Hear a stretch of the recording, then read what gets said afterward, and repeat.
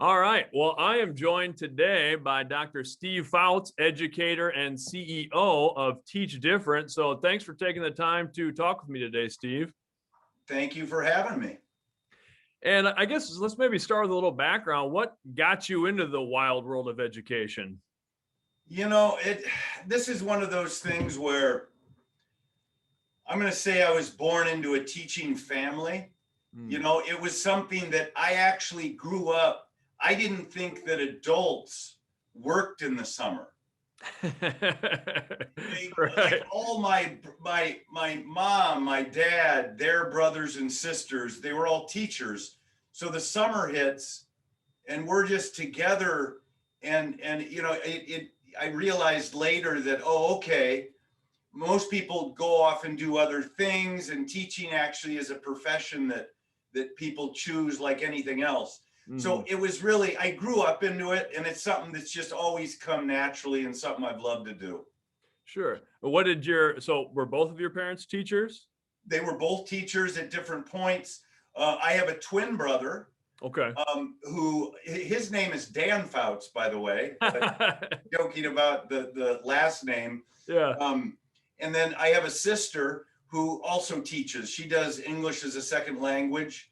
And my brother teaches social studies in high school. And then my teaching right now, I'm doing some online teaching. I'm not in a in a classroom, but mine has been K through 12, Okay. social studies and mathematics.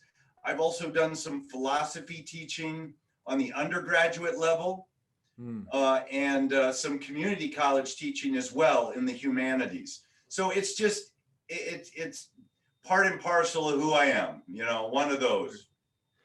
And then we'll talk about Teach Different here in a second, but a large focus of that is on social emotional learning. Yeah. And that's thankfully become a bigger emphasis in education in general in recent years. What kind of got you passionate about that or working in that arena? Yeah, it's I would say on a personal level, it's really the types of areas that I was teaching in throughout my career. I have about a 20-year career in teaching, Hmm. and most of it has come in the city of Chicago, on the west side of Chicago, in some very underserved teaching environments. Hmm. Okay, so I've always I've always thought of teaching as much more than just content. And I think really all teachers come to this realization pretty quickly. It doesn't matter where you're teaching, right? Yep. It's like, oh, I have to be a psychologist, a counselor. I have to do all these other things in order to get anything done in my Hmm. classroom. Okay, I get it. And then you almost relearn yourself, right? You reprogram from the education department that you thought prepared you. But lo and Right. behold, these kids, they're so challenging. And I almost all of my experience really was with some of the roughest kids you can imagine. Whatever the stereotype you have of a big urban setting, Hmm. and students that go home and they don't have very stable environments, home environments. Some of them, they have to deal with safety issues to and from school and all the other kind of issues that they have to deal with, that as a teacher you deal with, Hmm. because that's what they bring in. Yeah. So to answer your question, it was kind of a long way to get to it, but I've always just kind of realized that to get anything done in a classroom, you have to connect on another level with younger people, and only by doing that can you get them motivated and engaged in education. So it's been like a constant challenge that I'm always trying to overcome. Right. So then moving into Teach Different, then what sort of started the formalization of that? Yeah. Yeah, well, it started actually with I've got to tell a small story. It's got Yeah. a story, okay? Yeah, yeah. I mean, This was about 4 years ago or so. I was on the west side of Chicago at a high school, and I actually got an opportunity to teach at a nearby high school that I had never been a staff in, but they were missing one class period they needed filled. Okay. Now, I was in the Chicago Public Schools. It's a big system. My principal asked me, he said, hey, if I let you go in the afternoon to this one school and just teach one class and then come right back here, would you be willing to do it? And, you know, it was one of those, like, they went to me because I had the experience, you know, I had been in the trenches for a while. So, you know, I could handle it, right? I mean, that's at least what I was thinking. That's what he was thinking. So I took this thing, and I'll tell you, it was the most humbling experience that I've had as of late as a teacher. Yeah. And it was humbling because this was a school where no one knew me.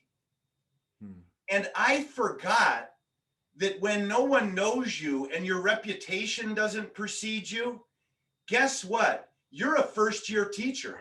Okay?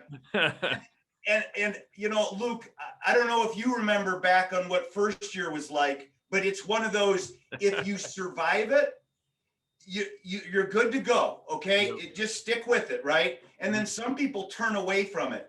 I was in a really bad situation. I had to get security guards basically right outside of my room. The students I was dealing with were very similar in kind of the demographic that I was working with at my home school, but they didn't know me. And I realized that I needed support. Like I lost control. I lost control, no classroom management at this school. But here's what brought it to Teach Different. This is how Teach Different started.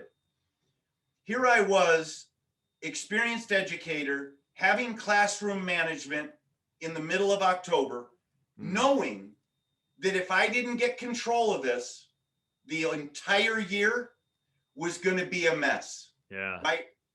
And luckily I had the skill set and that realization to say, guess what, guys, this is either going to go up or down. It's going up. You know, we're going to get out of here. We're going to learn in this class period. So what I ended up starting to do, Luke, is I started to think about how I could develop a relationship with these students in a short period of time, because that's what I was missing. And that's what I needed in order to get anything done. Right. So, you know, there was a student named Jarvis, which I'd love to share that story right now, but it's actually on our podcast. It's our podcast #1. Sure. It's one to check out if you want. Yeah. But this was really one of these troublemakers in class. And, you know, I pulled him aside once and I basically, you know, had a little talk with him. And I basically decided from there on out that I needed to get conversations going in my classroom. And it wasn't important necessarily that it was about history, because that was the class. Right. I needed to get engaging conversations where people could get to know each other. They could get to know me. So I started putting a quote from a great thinker on the board when they walked in. They didn't think when they walked in. They just got a piece of paper, a little slip, and their job was to give me your opinion about this quote. Do you agree with it? Do you not? We would collect all the slips of paper. I would have a student read the slips of paper out loud, methodically, at the beginning of every class period. Yeah. And Luke, the class turned. Yeah. Okay. I slowed things down and I started teaching different. Okay. This is where the idea came about. I started stopping thinking. I didn't think about content. I thought, how are you going to get them engaged in a social, emotional context where they care about what it is that you're talking about. And I could find these such interesting quotes, things like Confucius, before you embark on a journey of revenge, dig 2 graves. Right. So we would talk about anger management. Yeah, yeah. Or go to Lao Tzu, the Chinese philosopher, things like the best fighter is never angry. Yeah. And getting 14, 15, 16-year-olds to talk about this stuff was the magic. Okay. So it's not like I'm inventing something new. Teach Different is more of an approach to learning, and it's a reprioritization of what you should be concerned with before you try to cover content. And it's using conversations to do it. Right. That's fantastic. And that kind of leads into, I want to talk a little bit about the structure then of the program, because I've looked at it and it really starts with and kind of revolves around conversation. I mean, would you say that? Yep. And it's one of those programs that, looking at it, I can tell it's made by a teacher, where I feel like sometimes we get educational resources and we kind of do the tilted head look at them, where it's like, I don't know if this was made by somebody who's really in the classroom. Yeah. Where Teach Different really feels to me like something that a teacher could take, and you could really get it up and running tomorrow. I mean, if you got it, I feel like. So maybe talk a little bit about that structure. It starts with a quote. There's kind of a quote around which every lesson is built. And then what are some of the other components to each unit? Well, it's a 3-step method. So you could sum it up by saying claim, counterclaim, and essential question. Yeah. That really is the anatomy of the conversation. The quote is the simple text that the conversation is about. And the reason why we pick a quote is for accessibility and universal design.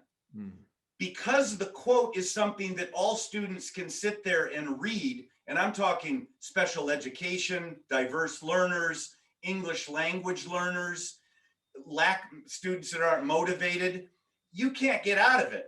There's a quote on the board.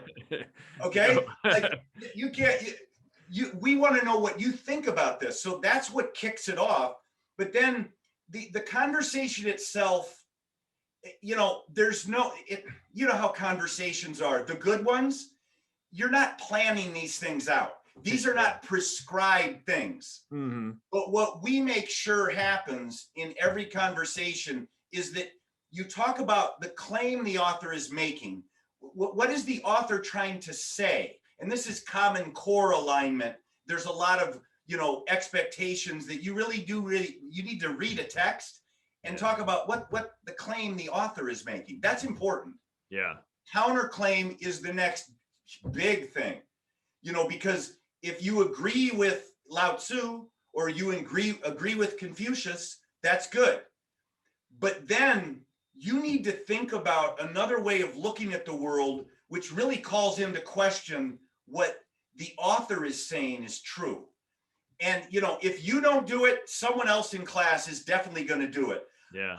That's very, very important. You got to create, we call attention to the conversation, but there's probably a better word. It's to keep a conversation going where you don't have groupthink and everybody is just sitting there agreeing about how profound this quote is. Right. Yeah. You can't have it, right? You got to really push it. And then here's the best part, the third part. So it's 3 steps, right? Claim, counterclaim, essential question. The essential question is the assessment piece. All right. And I'm going to simplify assessment right now and say the best way to think of assessing a conversation is have an essential question, a really big question that's tied to the quote in some way. Yeah. Give it to the students at the beginning, have the conversation, and then give it to them again. Yeah. You will see the sophistication, you'll see the depth, you'll see how other students' opinions affected them and how the conversation affected them. But that's essentially it. Think three-step method when you think teach different.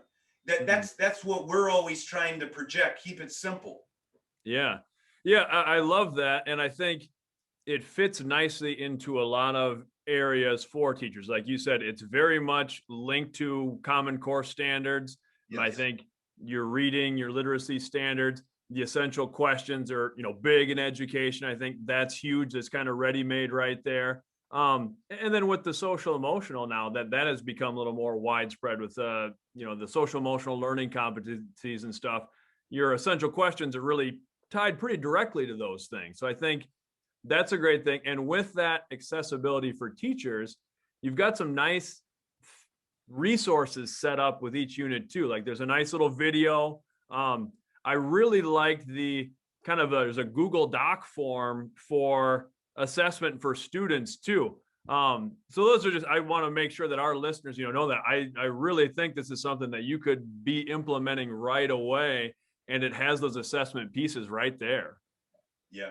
I'm glad you mentioned the Google Doc. I don't know if we'll get into this later, but that is a perfect tool for a conversation. You send them the quote, you ask them to come up with a claim, a counterclaim, and answer the essential question. Send it to them a day in advance of the conversation. You have this spreadsheet with all of their responses before the conversation. Right. You can pick out students. You can say, share this experience you shared on this Google Doc. This was such an interesting, anyway, it's very underutilized. The Google Doc is big part of our implementation. Yeah.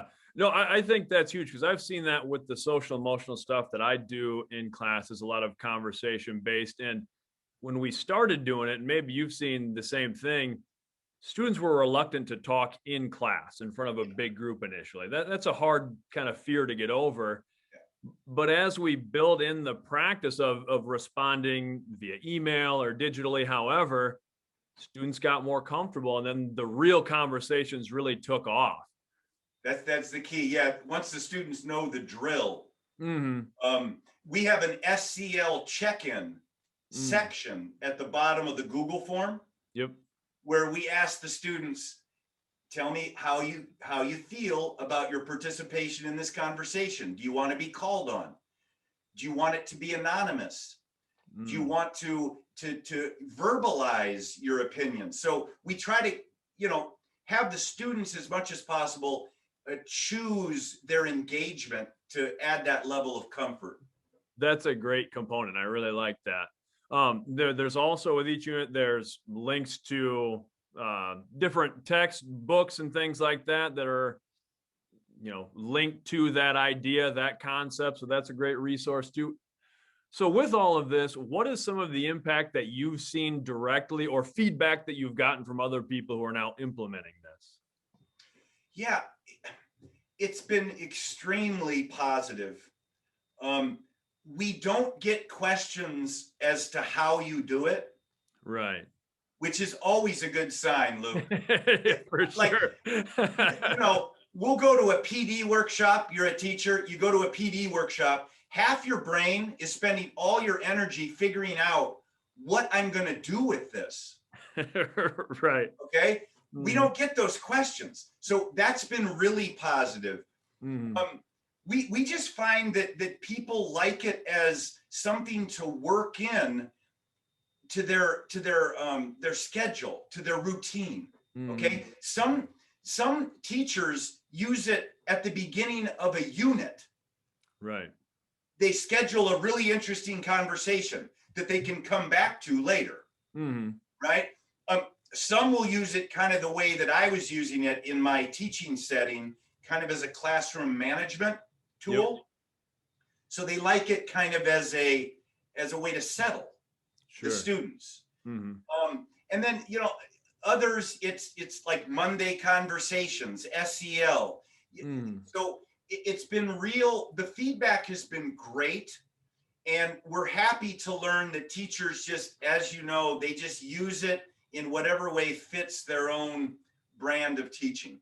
Right, right.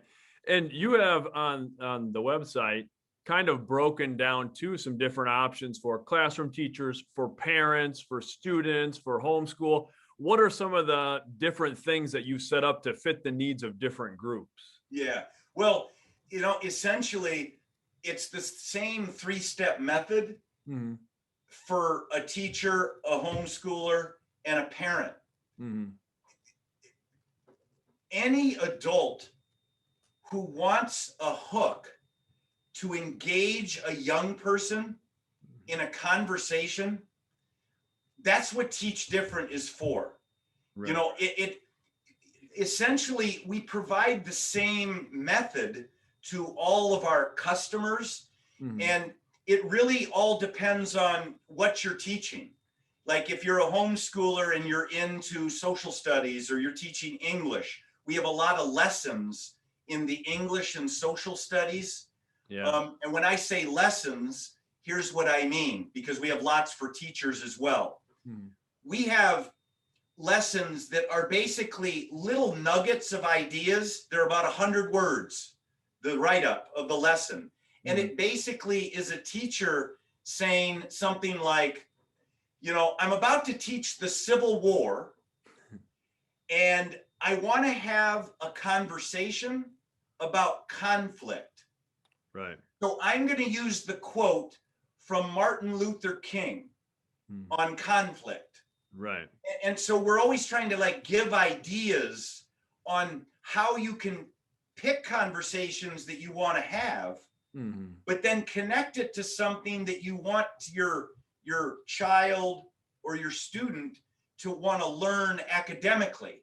The end game for Teach Different is, how do you get young people interested in academics, in school, in this boring content that we're always just trying to give it to them, but they don't have a connection to their real life.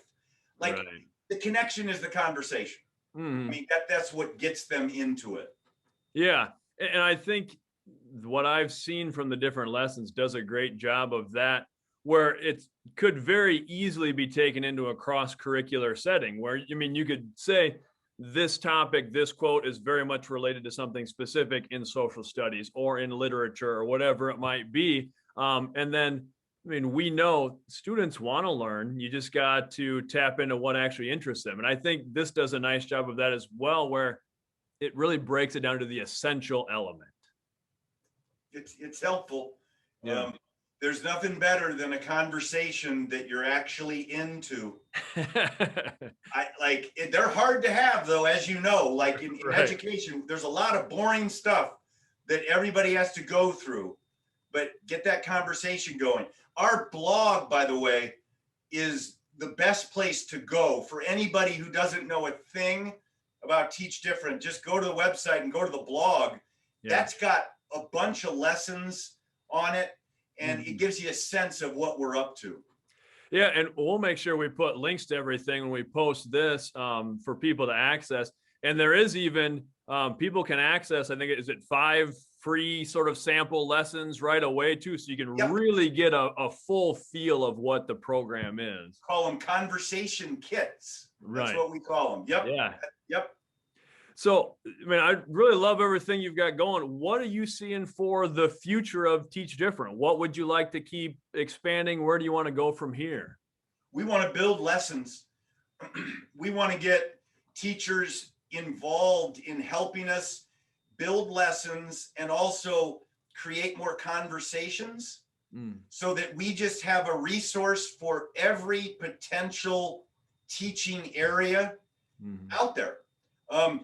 As I mentioned, we've started kind of in the humanities, in the English social studies realm with our Mhm. lessons, but science, I I am really interested in a science teacher or teachers who sees what we're doing and really understands that, wow, science can be fascinating if you can get the students interested in some of these conversations, about there's so many possibilities, like interdependence and photosynthesis, and maybe some of the morality that goes into the advancement of technology. Science is an area that it's my pet area where I really want to build some resources for the science teachers and the math as well. So to answer your question, it's really to create enough resources where if you're a teacher and you're looking for like ideas to get things more lively and get students engaged in your class, where you're going to have conversations with them that they're never going to forget. And it's going to keep you coming into school. Go to Teach Different. You don't have to bring a big bag with you. You can get your ideas quickly, and it's kind of like an inspiration, a place where you can go to get inspired. Yeah, I think it works great for that as well. I like it even for, I thought it would work well in athletics. I am a year-round athletics coach, and that's something we use a lot of quotes in athletics, kind of the coach thing. You find these quotes that you like, but motivational quotes. Right. But this is something that you could use and fill an entire class period if you wanted to have that be the focus, but you could also use it as a start of, hey, here's just to set our mindset for the day, for our training session or whatever too. So I think there's a lot of opportunity with that. And did I see on the website, there's an app coming out? Yeah, we got an app in development. Good. And it's going to be out. We're not sure, so we can't give a date, but hopefully it'll be just a really easy way to access all the resources. You'll have it on your phone, so you can sit down and get a conversation going on your phone. Right. Whoever you're with. Excellent. So, I also want to talk a little bit about, you've been active in education for a long time, active in policy advocacy and some of those things. I went and read some of the op-ed stuff that you've written kind of on, on social justice and those sorts of things in the educational system. So from your perspective, what is the state of education right now? What would you like to see more of in general in education? What a big question. Yeah, pretty broad, I guess. I think that education right now is nearing the end of a cycle where data is king, and there has been a fixation on trying to quantify learning and teaching that I'm going to say has had some positive effects on the profession. It's helped develop much better structures to evaluate teachers, I think, whereas before we didn't have much in place. But I think, as with all things in education and maybe all things in the world, it got out of hand. And I don't know if the pandemic said, you're out of hand, but I feel like the pandemic is helping bring us back to, I'm hoping in education, there's going to be a reassessment and a reprioritization of really what types of data we should be thinking about and worried about.